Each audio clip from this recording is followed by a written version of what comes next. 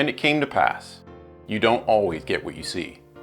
Written by Brother Jim Scrow and narrated by Brother Rich Nath.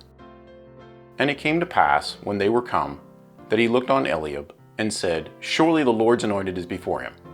But the Lord said unto Samuel, Look not on his countenance, or on the height of his stature, because I have refused him. For the Lord seeth not as man seeth.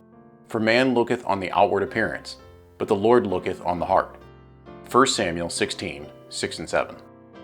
When the prophet Samuel was called by the Lord to anoint a new king in Israel, God sent him to the house of Jesse.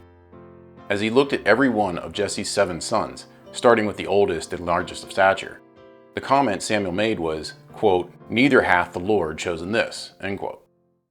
Samuel knew that the Lord sent him to this house for a reason, and he asked Jesse if there were any other children. David, his youngest, was out doing his family responsibility, which was to keep the sheep. Samuel said they would not sit down until David could be seen.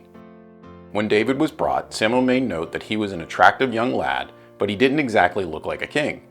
Nevertheless, the Lord now said, quote, Arise, anoint him, for this is he, end quote. In another instance, Isaiah 53:2 says, For he shall grow up before him as a tender plant, and as a root out of dry ground.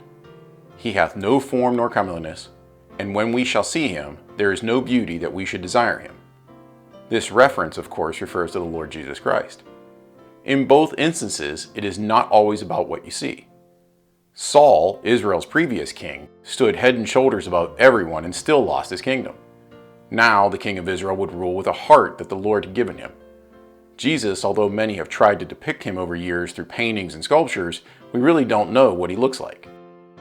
Does what we see on the outside really count? David went on to be Israel's greatest king because of his heart. Jesus went on to redeem the entire world because of his great sacrifice. But we really don't know what either of them look like. They are beloved because of what they did, not because of what we could see. What will people see inside of you? And it came to pass.